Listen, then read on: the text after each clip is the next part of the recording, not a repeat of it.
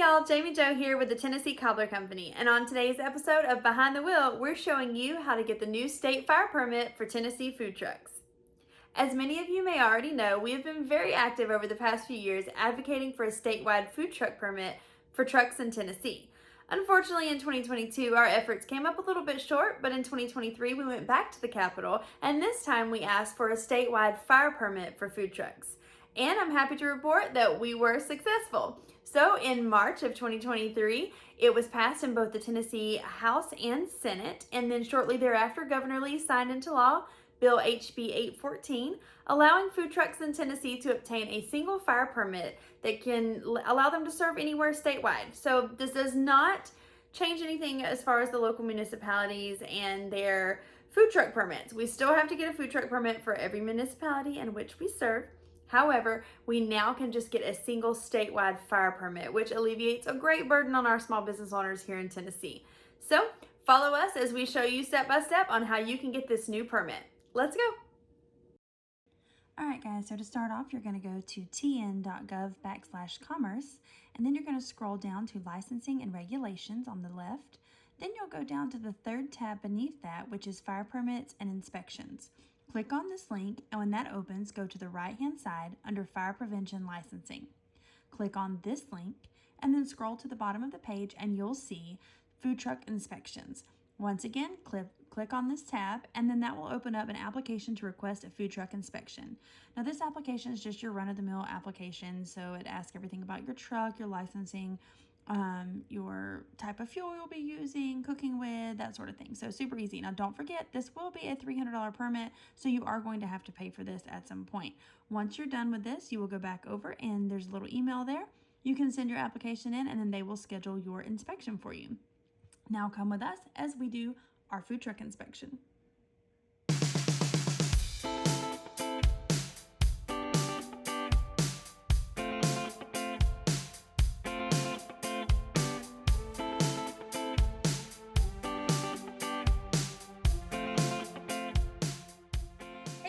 Okay, so we are here in the parking lot of Opry Mills Mall. We were doing our state fire inspection for our food truck.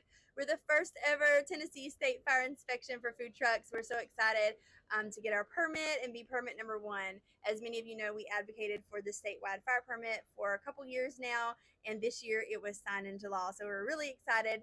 But today we're here getting our inspection, and we wanted to kind of walk you guys through the process and show you what to expect if you're going to get the state fire inspection.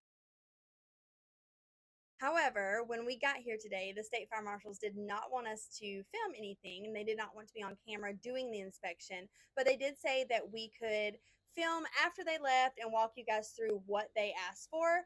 Now, our truck is a little bit different because we're simple. We do not cook on board. We do not have an Ansel system. We do not have a hood. We do not have fryers. So those things make our inspection way more simplistic than many of yours will be. But we still wanted to show you the process so you know what to expect. They were really easy to work with, great guys, very welcoming. They weren't difficult at all. So it was really nice to meet them, and they were very gracious. We were very gracious for them doing this, and they were actually excited about the program. So it didn't seem to be an annoyance to them or an aggravation. They were actually really excited to be able to do this, and I think they feel like it's going to make food trucking safer in Tennessee. So now we're going to go to Craig and let him show us exactly. Someone came up because they thought we were serving. So people are wanting to buy cobbler today, and unfortunately we're just here in the parking lot doing our inspection. All right, so now we're going to turn it over to Craig, and he's going to walk you through exactly what they asked for on the truck, so at least you'll be familiar with this part of the process. Again, if you have a savory truck, or if you're cooking on board and you have fryers and grease-laden vapors, Ansel system, all those sorts of things, if you have a hood vent, you're going to have an Ansel system. So keep that in mind as you're doing your inspection, that ours is a little bit different, but we still want to show you the process. So let's go.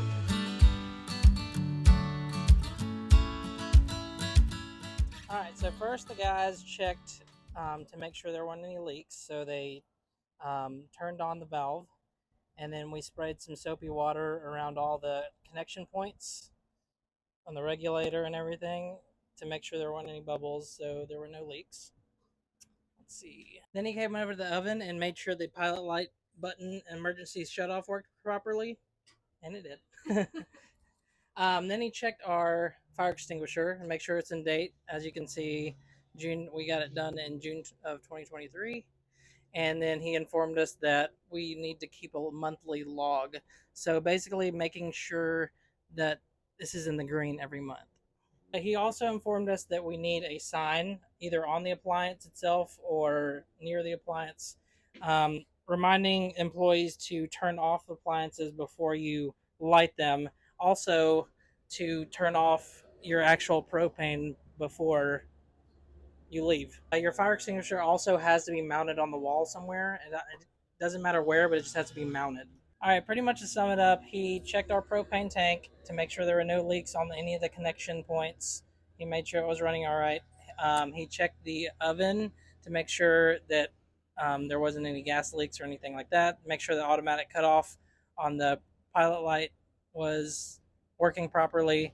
He checked our fire extinguisher to make sure it was in date and in the green on the little gauge.